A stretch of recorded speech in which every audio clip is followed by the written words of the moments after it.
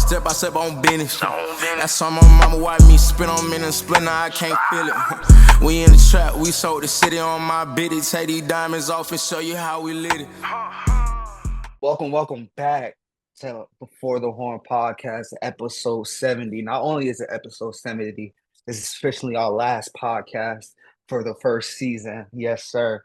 But as you know, as always, I'm your host, Khalil. With me, I got my guy, Devin. Close it out with a bang, bro. Let's do it. Let's do it. Let's do it. Yes, sir. You know, we got to open up with the big news that happened today. JJ Reddick has officially, signed a 4-year deal to be the head coach of the Los Angeles Lakers. So we got to discuss that. Also, we got to talk about the defending champs, the Boston Celtics. Do you think they have the opportunity to run it back next year? What are our thoughts on where do you think we stand on that? As well as give our thoughts on the Finals MVP between Jaylen Brown and Jason Tatum. If you watched the live stream, you kind of seen our reactions in real time. But now that we had a few days to sit, discuss, and dissect it, we're gonna sit here and try to have a mature conversation about this. about the You're so results. immature right now, bro. You're so immature, bro. Mature conversation about the results, okay? Another big announcement today. The Devin Haney and Ryan Garcia news. The fight has officially been ruled a no contest. So that means the fight technically never happened, quote unquote. Devin Haney is now officially still undefeated, and Ryan Garcia is out for a year. So we're gonna give our thoughts and opinions as that, and as well as talk about the big UFC card this weekend. We have two big fights on a main card. It's not a pay-per-view, but it's the first Saudi Arabia card. This is supposed to be hit on with Whitaker and Hamzat Chimaev, but we still have a banger main and co-main event, so we definitely got to deep dive into that and discuss that. But without further ado, take it away, Devin. All right, let's get it. First things first, the Los Angeles Lakers have officially got their head coach. They are hiring former NBA shooting guard JJ Reddick to be their next head coach heading into the 2024 season. Khalil, what's your thoughts on this? I'm ecstatic to hear Khalil's thoughts on this. Oh man, I wanted to hear you go first. I'm not gonna lie, but you want to hear me go first? I wanted to hear about your go running podcast mate. Being his head coach now. I wanted to hear your thoughts about it. Like when I heard the noise, I knew I couldn't wait to get here so we could talk about this today. So I mean, Khalil ran to this podcast. He was so ecstatic to start this podcast. Y'all don't even want to know. Like this man was thrilled. He was blowing up people's phones, talking about this. But in all honesty, I'm not really happy with this move. I mean, he signed to a 4-year contract to be Lakers head coach. The truth be told, I don't think this man's gonna last 2 years in LA. I'm sorry. I think LeBron got 2 years left, and that's LeBron's podcast running mate right now. And I don't think he was a good head coach candidate for the Lakers. A lot of people might say different, but the podcast definitely gonna be awkward once JJ Reddick get fired. Like I'm giving this man 2 years maximum until he's ran out of LA by the fans and by the organization. I'm gonna let you keep going. But quick question: you think they still gonna have a podcast? Don't you think that would be kind of awkward to have a head coach? That would be very, very, very unprofessional. So I think they need to cancel the podcast. LeBron needs to find a new podcast mate because this is not gonna happen. But I'm saying I'm giving it 2 years before the Lakers fire him and use him as scapegoat, kind of like a Darvin situation. Because unless the Lakers load themselves with talent to help LeBron and AD and those guys over there, they're gonna end up in the same predicament that they ended up in this past season. Not that good, barely making a play in, then getting bumped out the playoffs. It's not gonna happen. But JJ Reddick, this Lakers are the most unserious team in the league, in my opinion. Like this made them the most unserious team in the league. Like you're hiring another former player as a head coach. All these former players that are now head coaches, like I don't like it too much, but Lakers are gonna be calling for this man's head in like another year or two. I see it right now, and I just feel like him and LeBron gonna bump heads. Like this man's he's a broadcaster, he's an analyst. Stick to TV, go coach for a different team, but not the Lakers. Again, JJ used to play in LA, he used to play for the Clippers and for many other franchises, but I don't think he cut for this. Like he's just not cut for this. This team is in like a win now / rebuild mode in a way. They're building around their aging superstars, mainly LeBron James, but I don't agree with this move. This year is gonna be comedy for Lakers. I'm sorry, but I don't even know. I don't like this move a lot. Let's go back a little bit. Why don't we?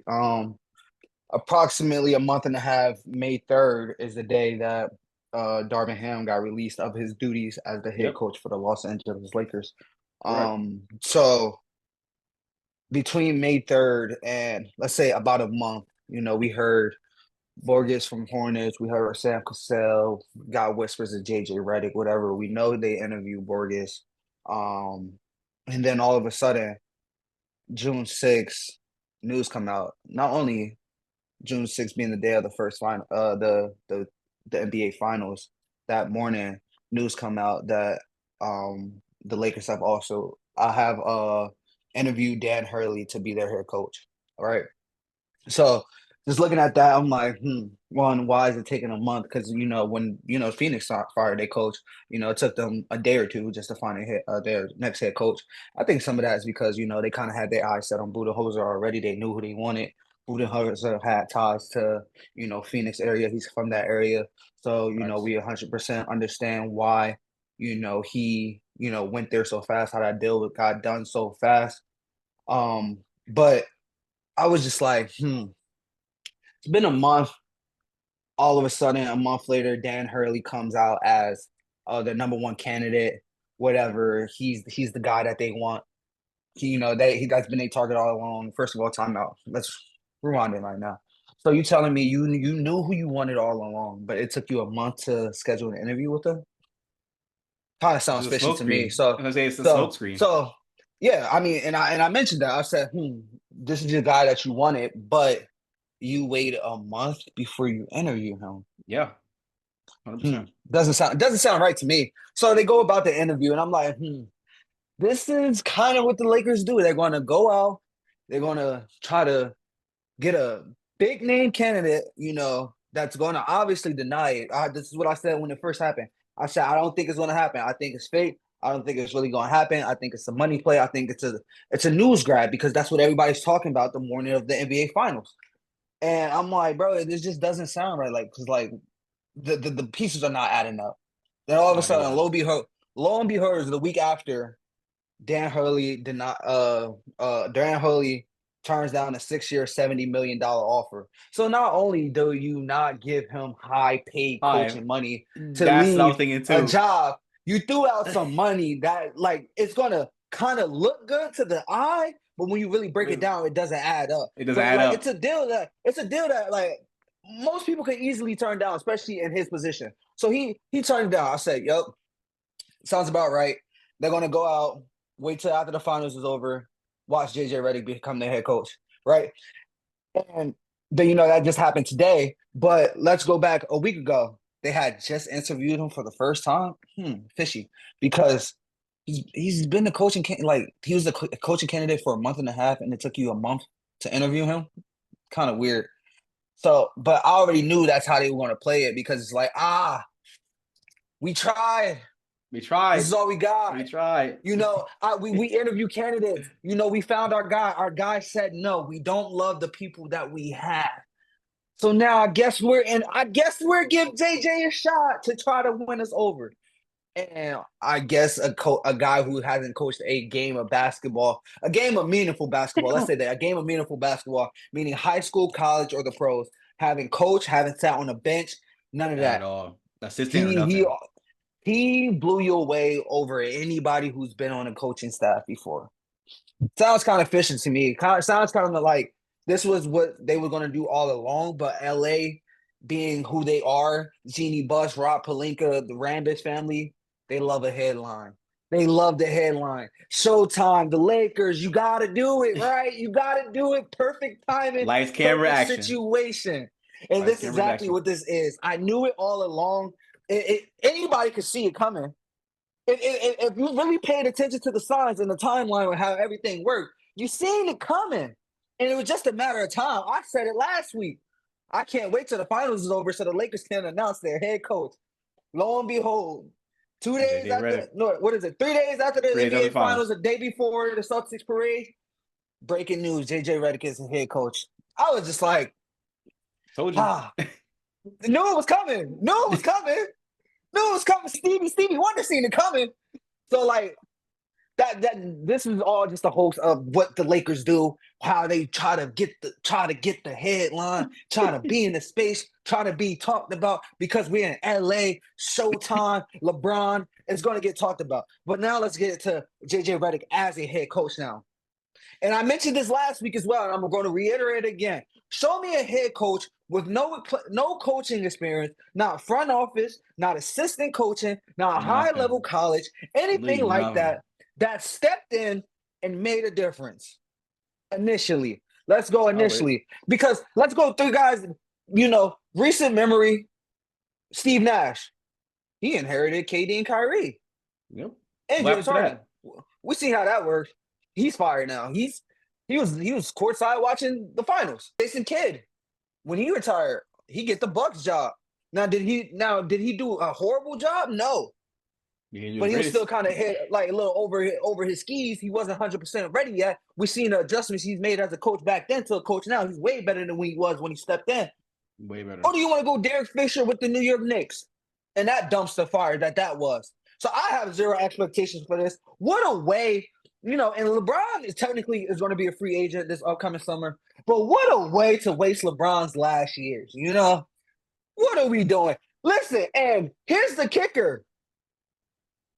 Monty Williams just got fired yesterday. I was expecting him to bring in Monty Williams. Yeah, I was going to get there. Monty Williams just got fired yesterday. The draft is next week. Let's be real.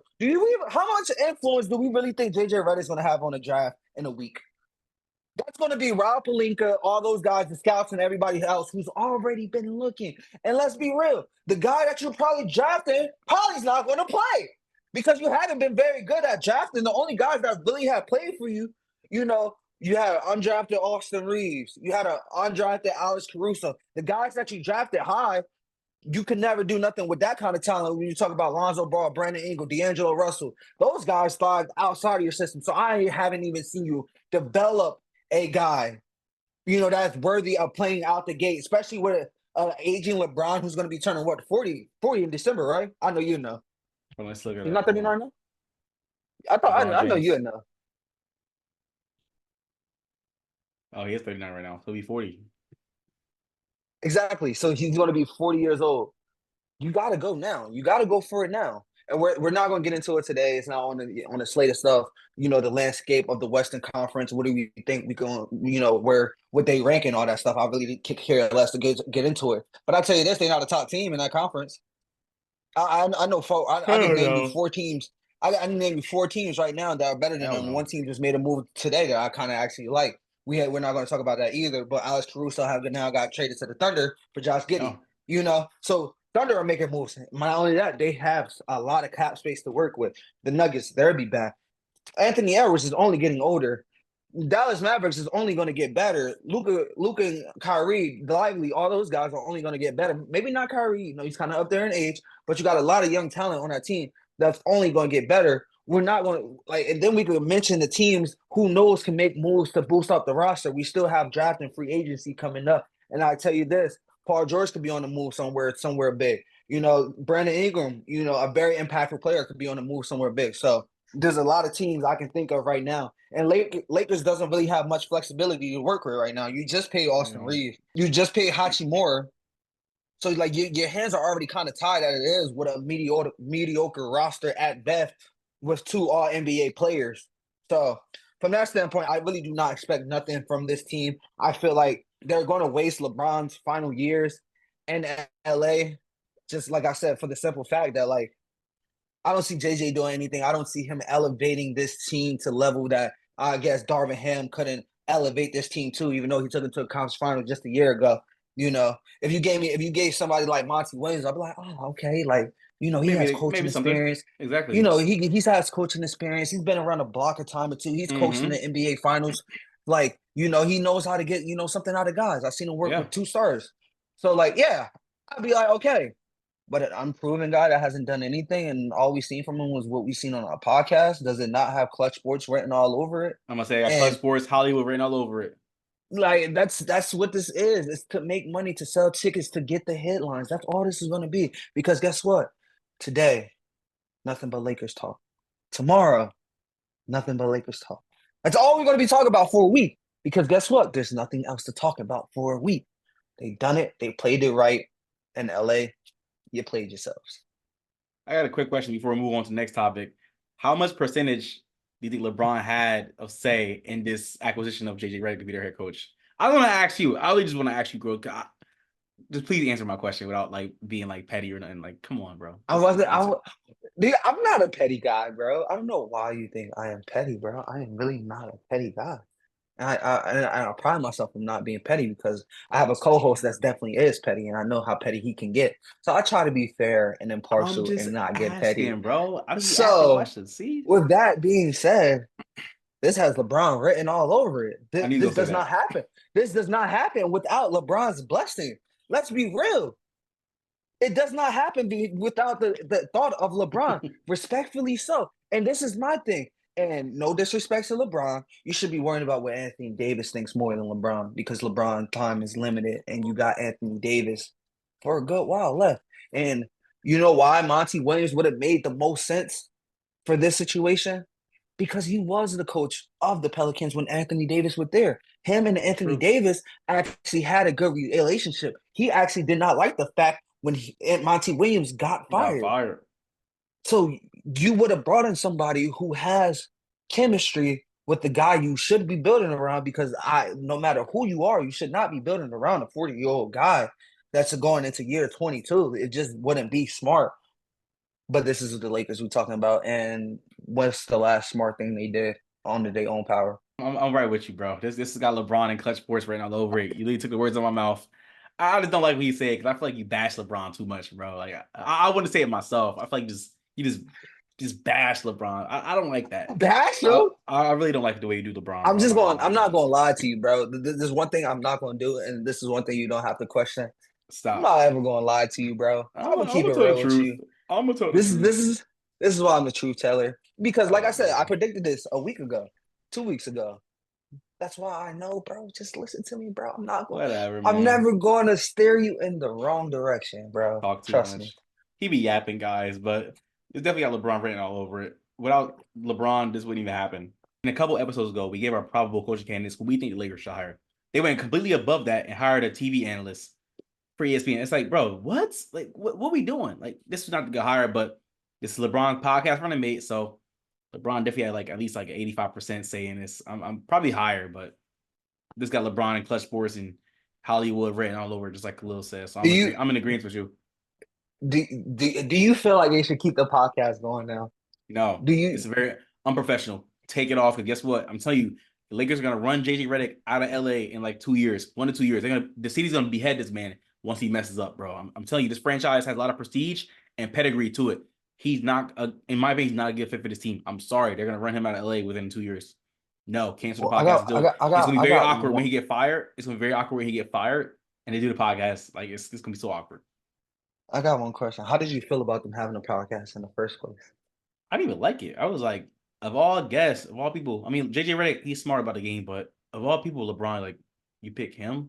Is there a reason why? I'm not saying this because of skin color or who he is at all. One of the best shooters we've seen of all time, 3-point shooters at that, in JJ Reddick. You already had uninterrupted with Mav Carter and everybody else. Why? The reason why I asked, because I know how you feel about players that have a podcast is why they're playing. I don't like it. I don't like it. Playing sports and hopping on pods. I know. I don't like it. I know how you feel about it. That's the only reason why I asked. Y'all can blame Draymond Green for that because he's always running his mouth, and after every game, he got some bullshit to say. Hey, So you said it. I know where you're going with that. So I'm just going. That's fine. I know where you're going with that, and that's perfectly fine. I don't care. I could have been talking about Michael Parsons. No, we're talking about basketball right now, so I know exactly what you're doing. Michael Parsons plays in the NFL. Draymond plays in the NBA. We're on talking about the NBA right now, so I know what you were doing. You're being petty. See, that's what I'm talking about. Being petty. No, I was just curious, bro. I was just curious for the people that's watching, bro. For the people that's watching. That's cap. But ladies and gentlemen, give us your thoughts and opinions on that topic. JJ Reddick being hired as Lakers' new head coach. Y'all think this is the right hire for LA or not a good hire? If it wasn't a good hire, who do you think should have been the LA head coach? Also, who do you think is mainly involved on the reason why JJ Reddick got hired? And how many years do you expect to see JJ Reddick in LA as a head coach for the Lakers? Leave that all in the comment section below. This past Monday, we saw the Boston Celtics secure their 18th NBA championship as they defeated the Dallas Mavericks in 5 games. Khalil, my question to you is, do you think Boston can run it back again to repeat as the 2024-2025 NBA champions? So I'm going to answer the question that you asked me, and the question that you asked me was, do I think they can run it back? Mm-hmm. I think they have a chance to run it back. When you look at the team that they have, everybody's locked up for next season. Beyond that, Derek White has a contract going into his contract year. He's making $20 million right now. I think it's going to be tough to get him back and stuff like Yeah. that. You already done locked up a guy like Peyton Pitcher. You just gave Drew Holiday the massive extension. Jason Tatum's going to get his 315. I don't know why it hasn't been announced yet, but it's going to be announced sooner than later. You just locked up Jaylen Brown last year. You got Porzingis, Horford. He said he's already coming back for next year. He's already up in age. I'm kind of surprised he is coming back next year. Maybe he feels like he wants to try to get one more too. But I think they have a chance to. They were the best team in basketball all year long, for a reason. You have two guys that's going to be next year, 27 and 28, who's entering the prime of their career right now. We've seen the leaps and bounds that both guys have taken, not only from when, they first got here, of course, but just the 2 years in between the last time they made it to the finals. We've seen the leaps and bounds both guys have made in areas of their game that we've questioned in the past. You have three guys that can give you 20 plus points, who average over 20 plus points a game.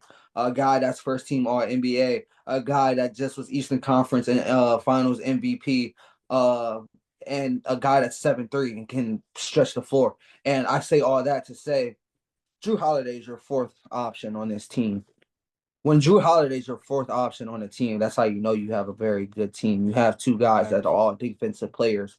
Another guy that you can argue should have been all defensive player that, played phenomenal in the finals, even though Luka still averaged 30. We're not going to talk about that. But, he quote unquote played phenomenal in the playoffs. So yes, 100% they have a chance to run it back. When you look at the landscape in the East, if you go down the line, you got Pacers who just locked up Pascal Siakam, but we're gonna see what happens there. You got Giannis and Dame back year 2 under Doc Rivers in his first full season. I know Damon's a huge Doc Rivers fan because he's a Not a Celtics chance. fan. No. Next So team. I know how that goes. You have Philly, who's going to lock up Maxey, who has space to add another player. There's been rumors about Paul George going to Philly or even New York. So New York is another team. They were beaten and battered. Who else you have? You have Orlando, young and upcoming team. I think the road is going to be harder. We're going to see what happens with Donovan Mitchell's situation in the Cavs. But 100% they have a chance to get back to the finals and win the finals again, in my personal opinion.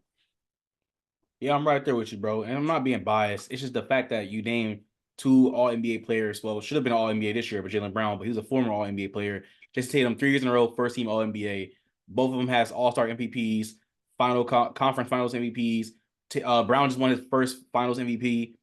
And like you said, they got Derek White, Drew Holiday, Kristaps Porzingis as well. Joe Mazzulla, not a great head coach. Don't care what anyone says, but all the guys that are returning, they're coming back next year. Wait, time out. So he I'm not didn't giving Joe earn Mazzulla. Nope. He didn't earn no respect. No. He There's all the players. They won. And I'm a tough guy too. I'll be the first He's to not say that good of a head coach, bro. He's loaded with talent, bro. Come on. He outcoached Jason Kidd. That's not saying much. You talk about Jason Kidd that just took his team to the finals? That's not saying that much. I know what the Mavs had to go through, but let's be real. The Wolves will be better than Mavs next year. The Thunder will be better than the Mavs next year. I'm telling you right now, those teams will be better than the Mavs this year. So I'm not, no. I'm not getting, no. They won. No. They won. Anyway, like I said, Joe Mazzulla, he'll get some respect from me. He took his team to the finals. He won it. He got a ring. Cool. He gets this much respect from me. But no, there's nothing wrong with me. I'm being for real. I'm being dead ass. He's not a good head coach. He makes bad adjustments. He don't know how to call timeouts when it matters, but whatever. He has a talented, loaded team. That's why he got to the finals. Anyway, Boston has a chance to run it back next year. But can they? You talked about it already. Some teams in the East, they're not as good as Boston, but who knows where Paul George is going to go? I don't really trust Paul George, especially when it comes to the playoffs, but I don't trust him. We don't know how healthy Joel Embiid could stay. We don't know how Donovan Mitchell's future in Cleveland is looking murky, but we don't know if he's even happy there just to stay there. Pascal and the Pacers and Halliburton, they're a solid team, but they got beat out due to injuries. The Knicks, they're a young team, but they're expected to lose some players in free agency as well. So every team has their ups and downs, but running through the East, Boston definitely has a chance to run it back and go to the finals. Can they win it again? I don't know. That's up in the air, but I definitely say they have a chance to run it back to the finals. I'm all in with that. Here's my thing too. Health is always going to be a factor, especially Porzingis. He has to get surgery on his leg, so we'll see what happens there. And now you're the team that's out there with the bullseye on your back. You've been the team Yep. that's been chasing for a minute now. You've been used to chasing for the past 5-6 years. Yeah, handful of years. So now you're in a different position. You're the team that's going to be chased out by everybody. You're going to get everybody's best every single night. Every night. Everybody's going to All gear 82. up. Everybody's going to gear up to beat you, kind of how we've seen it last year. Teams geared up to beat, the Nuggets and Minnesota did because they built a team to beat that kind of team.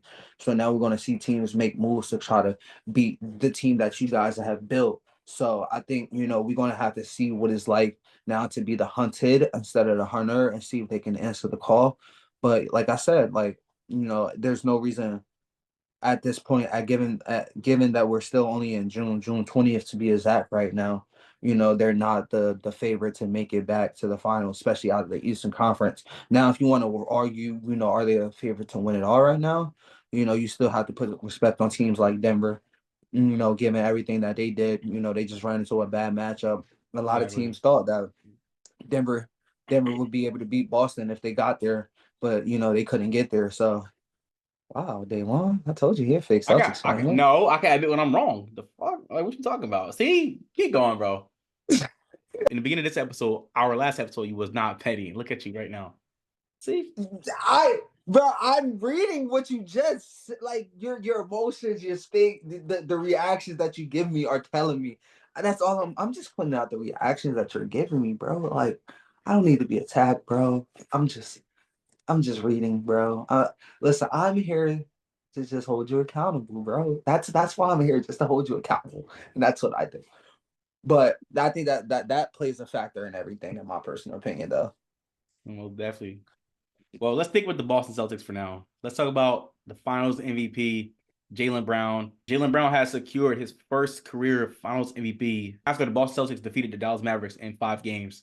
There was a lot of controversy surrounding the Finals MVP voting, as Jaylen Brown received 7 of the votes out of the 11. So only 4 people voted for Jason Tatum. Now, on our live stream this past Monday, going live for Game 5, me and Khalil were very adamant on who we thought we should win MVP. And it comes out Jaylen Brown ended up winning the Finals MVP. I was correct. Khalil was incorrect, thus resulting in him being very, very livid that Jason Tatum did not win. Khalil got support his light-skinned brothers, but what is your thoughts and opinions on Jaylen Brown winning MVP over Jason Tatum for the 2024 NBA Finals? No, you want to know what my thoughts are, bro? Start off with this, bro. Hakeem Olajuwon, LeBron James, Nikola Jokic, Tim Duncan, Larry Bird, all are Hall of Famers, future Hall of Famers, all have won at the highest levels. Championships, MVP, Finals MVPs, regular season MVPs, whatever the case may be. And then you throw Jason Tatum in there. And you know what all 6 of those guys have in common that Jason Tatum is just missing out on? They all led their team in points, rebounds, and assists. I knew you were going to bring that up. I just knew. They all led their team in points, rebounds, and assists. So, bro, not only was Jason Tatum your best scorer, looking at the numbers, he was also your best playmaker.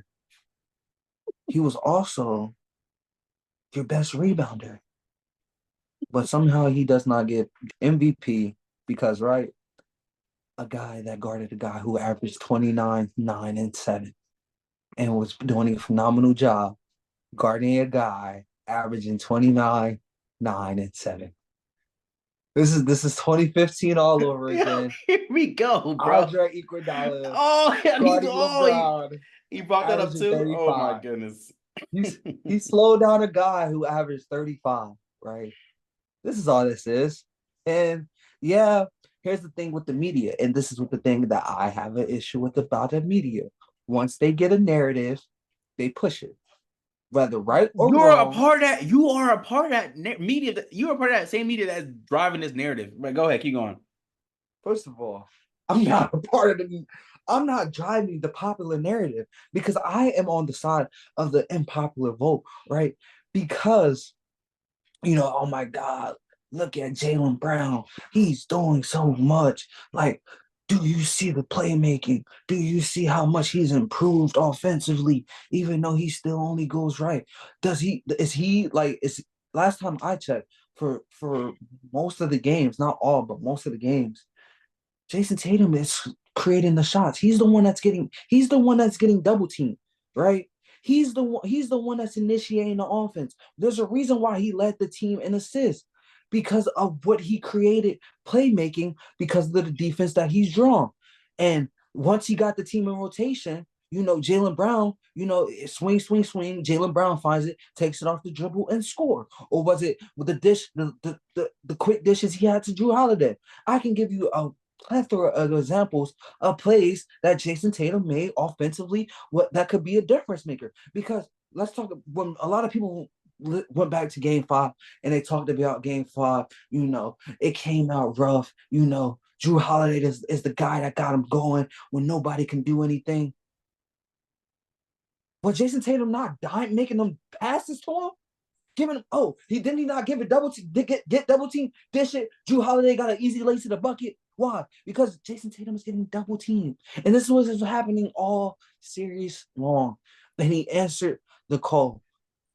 Offensively, he was their best player, the number one option, the thing that made this train go.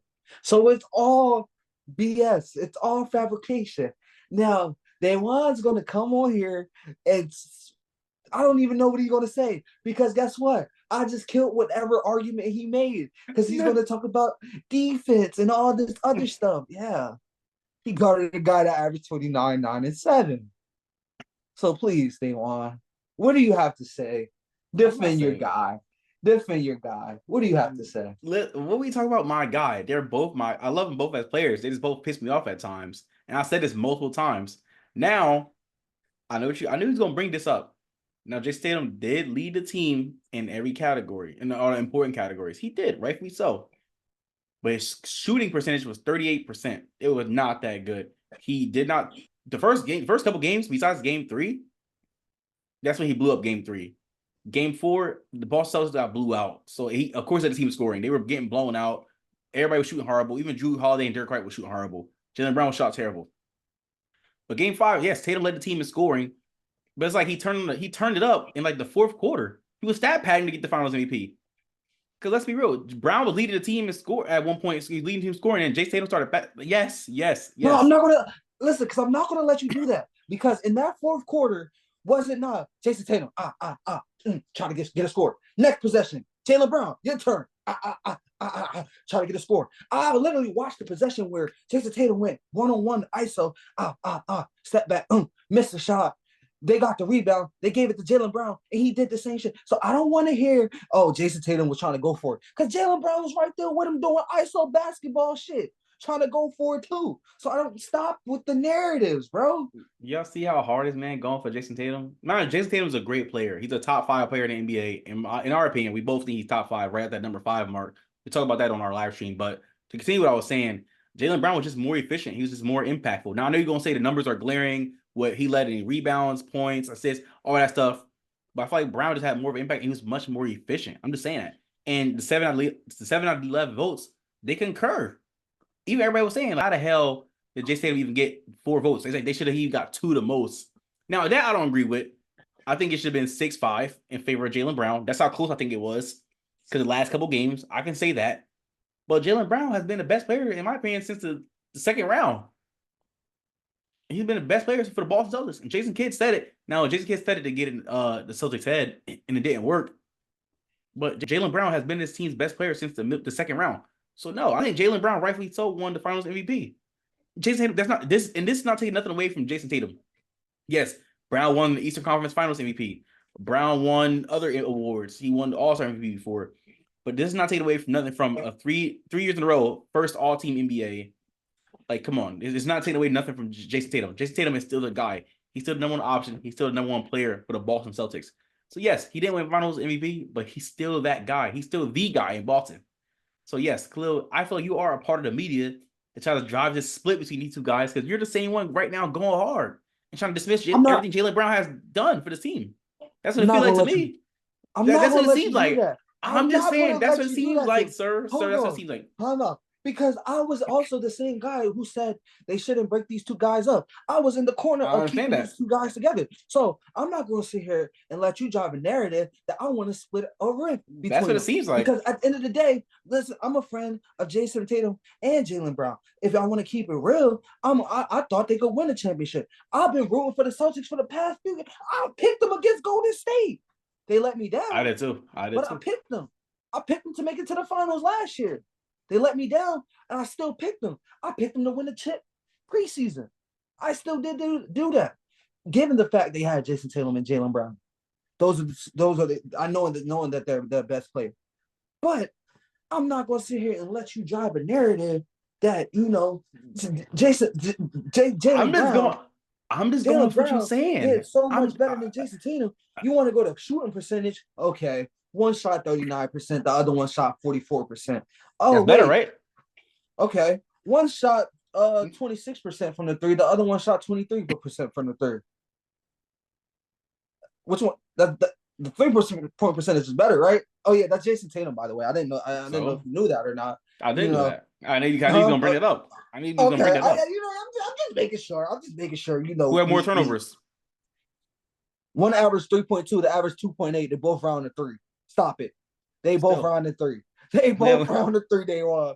Because I knew you was going to go there. I knew you were going to try to pull that one out. I was ready for you. I just see you coming now. I see you coming, bro. I was ready for you. And then I guess defensively, he had a half a steal more. Does that warrant MVP? Listen, like I said, bro. He was more efficient. He's a better player. For the finals, yes, he was. But he's not better. He's not better than Tatum, but he's a better player for the finals.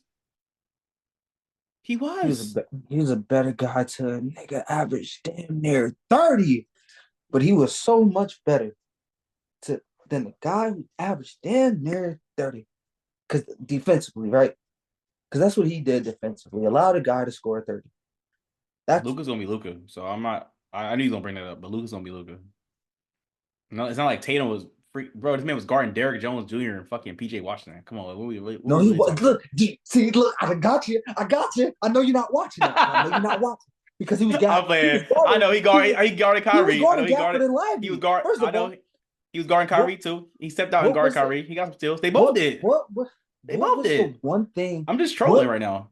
Listen, what was the one thing that made the Mavs so great, especially against Minnesota, for them to win in 5? The big men. The pick and roll. The pick and roll and the big men. Guess who could have guarded a pick and roll for the shit? Rudy Gobert. Your defensive player of the year. Your guy for defensive player of the year could not guard a pick and roll. But guess who guarded a pick and roll and took away any lob threats? Jason Tatum. But no, he's not going to get credit. You know how many lobs the Mavs threw? They didn't throw as much as they did the final series, but they didn't start getting lobs to game 4. The first 3 games, they couldn't get shit at the rim. They started getting somebody like game 3. Game 4. Stop it. Stop. See, you try to say I'm pushing the narrative, but you really push I'm not pushing anything, bro. You're right.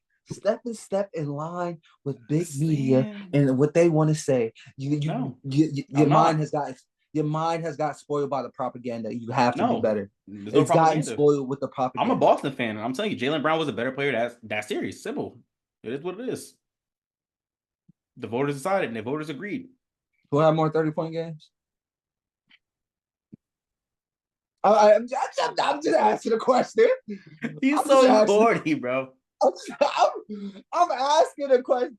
Listen, because I can put you. I'm putting your feet to the fire, right? You haven't put my feet to the fire yet. No, yes, you think I haven't. But bro, you just keep like, oh, well this, well that, well this, well that, well this. Everything to defend Jason Tatum. That's literally all you're doing, bro. I haven't heard you defend Jaylen Brown. I'm defending him. Defending him. He shot better. He had averaged more steals. He averaged less turnovers. Yes, it's very small marginal. It still was more. He was the better player overall for the Celtics. It don't matter. Yes, Tatum he averaged more points, more rebounds, more assists. He was better defensively because he didn't have to guard Luka too much. But it's like, bro, come on, bro, stop. Jaylen Brown was clearly the better player. Like, if you disagree, you're just being biased. You know who always leads teams in turnovers? The guy with the ball in the hand the most. It just happens, bro. He had the ball in his hand the most. He created the offense. That's why he had turnovers. Because shit's going to happen. In the first two games, first 2 games he was non-existent compared to Jaylen Brown's only 1 game non-existent. Did he not almost have? I'm talking about scoring. I'm talking about scoring wise. It wasn't. I knew you were gonna bring that up. See the triple double. The triple double. He only averaged a triple double. Like, come on, bro. I didn't know scoring was the only factor that was the key factor. I'm not in this, bro. Because scoring was not that good, bro. Checked, who averaged more points? You talking about scoring? Here you go, bro. Listen, Jaylen Brown was. I do Jason Tatum, but Jaylen Brown overall was a better player for the whole NBA Finals. Tell me I'm wrong, bro. Like, come on, man. You're wrong. You're 100% wrong. Bro, you're wrong. That's not what the NBA thinks. I'm sorry. That's not the voters think. And that's why Jaylen Brown is your 2024 Finals MVP. I do see who voted. Do you want me to read off who voted? I can do that for you. Go ahead. Okay. So Sam Amick from The Athletic, he voted Jaylen Brown. Sam Amick. Who? Sam Amick. Who? Sam Amick from The Athletic. Oh, okay. Whatever. Malika Andrews from ESPN. I don't know why they let her vote, but whatever. Tim Bontemps from ESPN.com. Jaylen Brown. Oh, yeah, by the way, Malika Andrews voted for Jason Tatum. But Doris Berg from ABC, she was actually commentating on the finals. She voted for Jason Tatum. Every time this man touched the ball, she was like globbing him. But let's keep going. PJ Carlosino. I would too. ESPN Radio. Player. Wow. He voted for Jason Tatum. Mike Curtis, Vince Goodwill, Sean Powell, Sam Sindri. They all voted for Jaylen Brown. And then Gary Washburn and Jeff Ziegler, they voted for Jaylen Brown as well. So, bro, come on. Stop. And out of the people that you named, right, there's, a couple that, you can figure it out. But, Here you go. Oh, but, who really knows basketball? Who's out there on the court watching the game? Go ahead, say that. I wasn't even going to say who's on the court watching the game. Who's been ever touched the court? Who's ever really, coached the basketball game? Or put together a game plan, had to execute a game plan, had to run an offense, anything, ex-player, ex-coach, something. Give me some type of in-games experience, not a bunch of people who watch it, because this is saying that I can vote for them then, because they're about as qualified as me, because we both do the same thing. Watch the game. At least let it have somebody who played the game. Something. Come on, man. Stop it, bro. Stop it. Listen, I'm not getting into it no more, but ladies and gentlemen, y'all can definitely get into it with Khalil if y'all want to, but leave y'all thoughts and opinions on who y'all thought should have won NBA Finals MVP in the comment section. Should it have been Jaylen Brown or should it have been Jason Tatum? We want to hear that in the comment section below. I think it was Jaylen Brown. I think it was rightfully chosen. Khalil thinks otherwise. He thinks it should have been Jason Tatum. But we want to hear your thoughts and opinions. Andre Iguodala as Finals MVP. So angry, bro. But ladies and gentlemen, let's move on into boxing. We got some news to talk to y'all about. First off, let's start off with 2 boxers that fought in the month of April. Ryan Garcia and Devin Haney. We're going to start off with Devin Haney first. Devin Haney lost to Ryan Garcia unanimously, and that was his first loss he ever suffered in boxing. Devin Haney hinted at retirement or not coming out into boxing until his record got changed due to Ryan Garcia testing positive for PEDs. Now, it has came out that Ryan Garcia has tested positive for PEDs, and that fight will be changed from a loss on Devin Haney's record to a no contest, and Ryan Garcia is now suspended for a year from boxing. Ryan Garcia has continued to plead his case, saying he did no drugs, put a gun to his head, he didn't do anything. He's going crazy at the world right now. Obviously, something's mentally wrong with Ryan Garcia, if you can't tell by his tweets and how he talks and how he acts. But, Phil, what's your thoughts on everything about this? Let's talk about both of these guys. I'm over it. I honestly kind of over the situation. Yeah, I am too. I ain't gonna lie. Like, the fight happened 2 months ago. Not only did it happen 2 months ago, we all watched that fight. We all knew that Devin Haney got his ass whooped. Belt to ass. We all seen that belt to fucking ass. So for that alone, it's like, okay, cool, you took it away, but we both know that. We all, not even just we both, but we all watched that fight. We all seen you get saved by a ref, because honestly, it should have been a TKO. It should have been over. It should have been over. But ref had money on Haney. Ref had money on Haney, for real. You get up, like that's how you was looking, bro. Like, bro. So like, then like, I'm tired of Haney and Bill Haney. One, I'm tired of Bill. I'm Bill, really Bill, tired need, of Bill Bill. need to shut up, bro. Bill need to shut up, bro. He worse I'm than his tired of son. like he's building a bad one. He's building a bad rep and image for his son. Just every time he talks and open his mouth, Yeah. like I don't know if the nigga need to go to jail for Devin Haney to like be on his own and like do his own thing, or he got to let his dad go. Kind of how Floyd at a point had to let his dad go, given though that Floyd's dad was in jail. That's why I referenced that. But I'm not wishing jail on nobody or anything like that. But something to get him away from each other because it's just not a good look. Ryan Garcia is going to have to, forfeit some money to Golden Boy, 10K to commission, I think $1 million to Golden Boy, whatever. Yeah. He made way more than that in the fight, so it really doesn't matter. And we all know what we've seen in that fight. Him. So for that point, like, bro, I'm happy it's kind of over it. Like, I'm tired of the Devin Haney because, like, okay, cool, you're technically still undefeated, but you're not an A side for anybody, for any big name. No. When it comes to Shakur, Tank, Lomachenko, any of them, you're not an A side, bro. I'm sorry, you're not an A side no more. The shots that you called before the fight, you can't call those shots no more, bro. I'm honestly like, I might put Frank Martin on the A side over you. Like, honestly, like you're gonna have to fight some competition that you can beat. And maybe a guy that you can knock out just to get a little credibility. Get yourself back up, yeah. To the casual, if you get buzzing with the casuals, oh my God, look at Devin Haney come back. He knocked this guy out, yeah. But the nigga ass, like, you feel me, like if a real boxing person knows that, but a casual doesn't, you start to build a little hype back up. A lot of fighters do it. Oh my God, they look at their undefeated record. They're for hypothetically 30-0, but they only fought 5 high level fighters. A lot of them was bottom feeders just to build your record up. So like I think that's what he's gonna have to do at this point. I really don't see him, as one of the top guys within the 140 division now. He's going to have to earn it again. Yes, it's only one loss. We get it. But it's how it happened, who it happened to, and the way you've acted about it since. There's a lot of people that's tired of you. Like, oh, you just starting to take 2 years off of boxing. Exactly. Like he said, I'm not coming back for 2 years. Like, bye. The sport not going to miss you, bro. Go, bro. Nobody really cares that much. Like, we're not crying because you're not going to be boxing. Like, for example, bro, Tank didn't fight in over 400 days. But how big of a star Tank is and all that, we've had plenty of fights to, not miss Tank as much. We watched the Canelo. We watched the Benavidez. We watched the Tyson Fury. We watched the Deontay Wilder. Like, we're not going to miss you, bro. You're not Floyd. We're not looking for on the calendar to see when you're fighting again. We really like, oh shit, Devin Haney's fighting this week. That's what you're gonna be.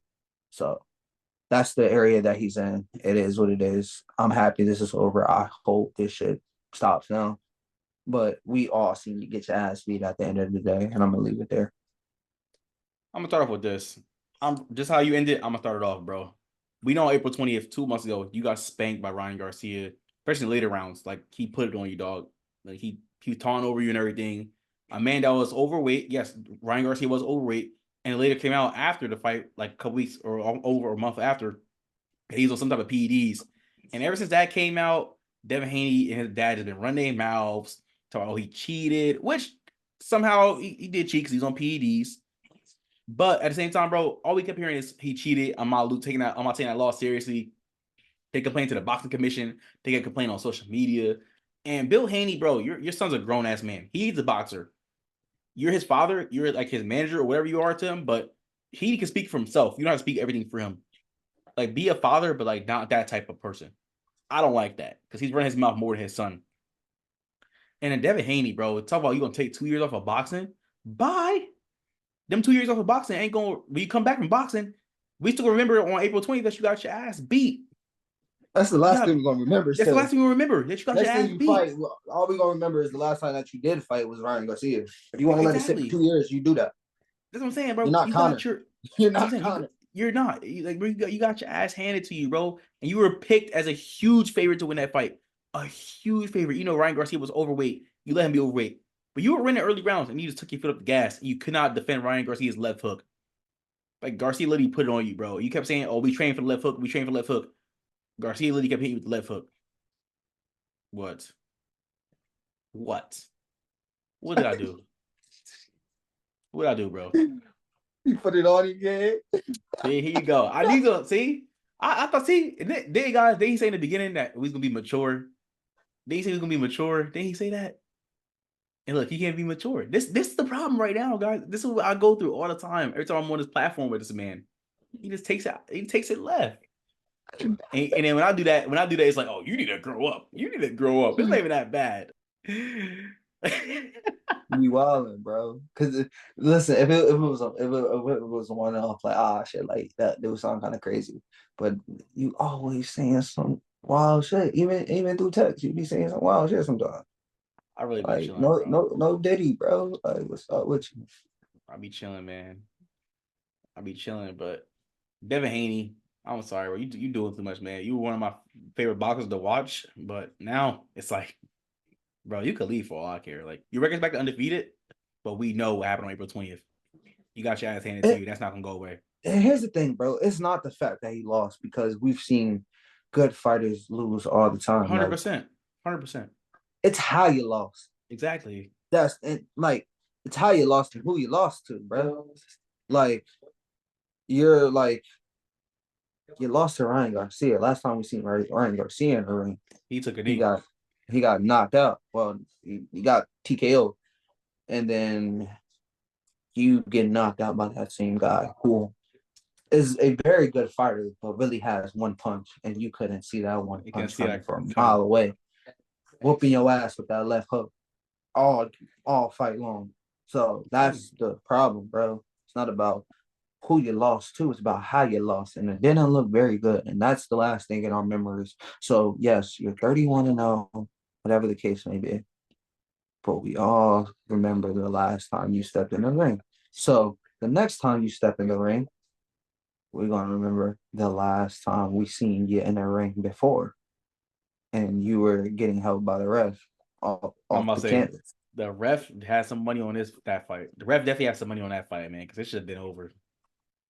Nah, for real. So, it is what it is. I'm happy it's over. I'm happy we can move past it. Honestly, now we just gotta get rid of Bill Haney and stop allowing him to talk on anybody's platform. I don't think he, free speech and all that other shit. Yes, I'm 100% here for it. But shit, we could take away his freedom of speech. So tell him to shut up. Well, ladies and gentlemen, give us your thoughts and opinion on both the news of Ryan Garcia and Devin Haney. We got to think about Devin Haney's one loss being rescinded and his record going back to undefeated after Ryan Garcia tested for PEDs. Do you think that was rightfully so or not? Also, do you guys think Ryan Garcia actually did PEDs, or do you think it's fake? Also, what do you guys expect to see from these two guys once Haney comes back in his next fight, and also after Ryan Garcia's 1 year long suspension? Leave that all in the comment section below. All right, moving on into the last topic for tonight. Let's jump right into UFC. UFC Fight Night is going down this Saturday in Saudi Arabia. It's the first card of the year at the Kingdom Arena. For this topic, we're only going to cover the co-main event and the main event. But we got some good fights going on. So let's get right into it. In the heavyweight division, we got Sergey Pavlovich versus Alexander Volkov. Who you got in this fight, bro? I'll actually let you go first for UFC today. Let you go. All right, bet. Well, last time we saw Pavlovich, he got knocked out in the first round by current interim champ Tom Aspinall. And last time we seen Volkov, he fought in September. He beat Tuitai Vasa pretty easily. He submitted him in the second round. But this is going to be a banger. Kind of torn, but I feel like Sergey, he's got the size advantage, but it don't matter about size. Volkov is just tall, lanky. He's pretty quick with his hands. He's pretty good on his feet as well. Sergey's got the power. He's got the size advantage. So with that being said, Sergey's the favorite in this fight. I think I'm going to go with Sergey Pavlovich in this fight anyway to get him back in the W column. I mean, this is a big fight coming up. You got the number 3 ranked fighter versus the number 5 ranked fighter. So this has a lot of implications on the line in a weird division right now. As a sitting, you have a guy in Tom Aspinall who is defending his interim championship next month in July in London. which is kind of weird to defend an interim championship, but it is what it is. And then, Yep. you have John Jones, who, is recovering from injury, who should be back sometime this fall. Yes, sir. But he has to fight Stipe Miocic, who hasn't fought in 4 years. So for now, the division is in flux. So for as good of a fight this may be and the implications that may be on the line, you already know win, lose, or draw. Like, may get you a step closer to a title fight, but it's not the end of the world if you lose because of the time that's going to be allotted between this fight, and by the time, even if you win the fight, would you have an opportunity to fight? Because even if you win this fight, we're still going to have to wait for John Jones to go out and fight. The winner of Aspinall and Curtis Blades, whoever holds the interim title fight to fight sometime in 2025 is looking like. So now we're talking about probably a year out before, a new guy steps in there, whoever that may be. So this is not the end of the world, but this is definitely a big, big fight. This is somebody you're gonna want to have bragging rights over. I'm going to go with Sergey Pavlovich in this, even though he's coming off a loss. He looked a lot better, a lot more in shape, a lot more toned. I think he's probably in one of the best shapes of his career so far. He's the best that I've seen him look, since he's been in the UFC. So I'm gonna go with Sergey Pavlovich to get the dub against Alexander Volkov. All right, bet. Now let's move into the main event. The main event was supposed to be Robert Whittaker versus Hazmat Chimaev in the middleweight division, but now we got a different bout set up due to Hazmat pulling out due to an illness. So now we have Robert Bobby Knuckles Whittaker versus Ikram Aliskerov. This fight is pretty much a pick'em. Whittaker is favorite at -150 compared to +125 for Aliskerov. Now, we both said when this news came out, like last week, that we're pretty confident that Bobby Knuckles could win this fight. We thought Bobby Knuckles was going to beat Hazmat Chimaev as well. Ikram is not a slouch whatsoever. I'm sorry, I'm going to say that right now. He's not a slouch. But I still got my confidence and trust in Bobby Knuckles. I'm going to put it there, bro. Last time we seen Bobby Knuckles, he beat Paulo Costa, which we know Paulo Costa.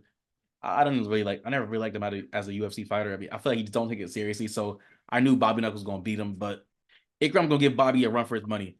Honestly, I would not be surprised if Ikram could get the win here in like probably a third or fourth round.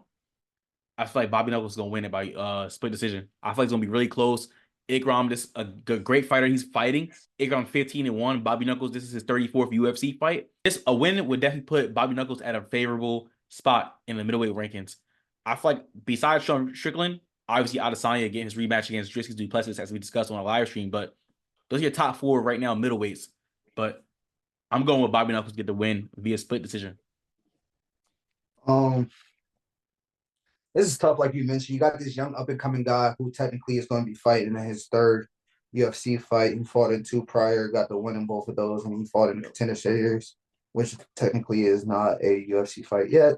So this is technically his 3rd UFC fight, and this is an opportunity to get into a #1 contender fight, because earlier this week that we learned Israel Adesanya will be taking on Dricus Du Plessis for the championship in August. So now we're looking at a #1 contender fight, probably for Sean Strickland. So this is probably the ideal fight just to get up to Sean Strickland. I'm gonna still go with Robert Whittaker. I just think, his experience, like I said, this is his 8th time fighting in the main event. He's been here, he's done that. Even though this is his 8th time in the main event, he's been in multiple 5-round fights before. So this is not new to him compared to a young guy, that if he does not have early success, or if he gets thrown a curveball he hasn't seen yet, he may not know how to answer it, especially when you jump up in competitions this far. It's one thing to periodically move up because you're periodically getting better, you're seeing different things. But when you take this high of a jump into the upper echelon of the division, as a guy who probably will become a future Hall of Famer at some point, it's a wake-up call. And he's a very good fighter. I think he has the abilities to maybe one day be a 185 champion, but I don't know, this might just be a little too early and a little too soon. But we've seen it with guys like a Hamza, who was supposed to be the next guy up, who was very active, who jumped up the rankings that we thought could have been next up. We've seen it now with Pereira, who probably got a little push because of his history that he had with Adesanya. Don't make that face. Don't make that face, because I'm not lying. Anyway, I'm not saying anything. It's your faces, bro. It's your faces. Stop I'm not stop with the saying anything, faces, bro. I haven't seen nothing. Damn. But he got pushed up into the, and we've seen some guys answer the bell. We've seen other guys who haven't. So I think like I said, I'm gonna go with Robert Whitaker to get the win. I just don't think he's ready yet. Young, very talented guy, definitely not a slouch.